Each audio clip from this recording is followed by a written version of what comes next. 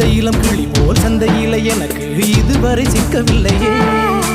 என் அழகு ரசிக்க என் நெருப்பை எனக்கு இளைஞனும் கிட்டவில்லை.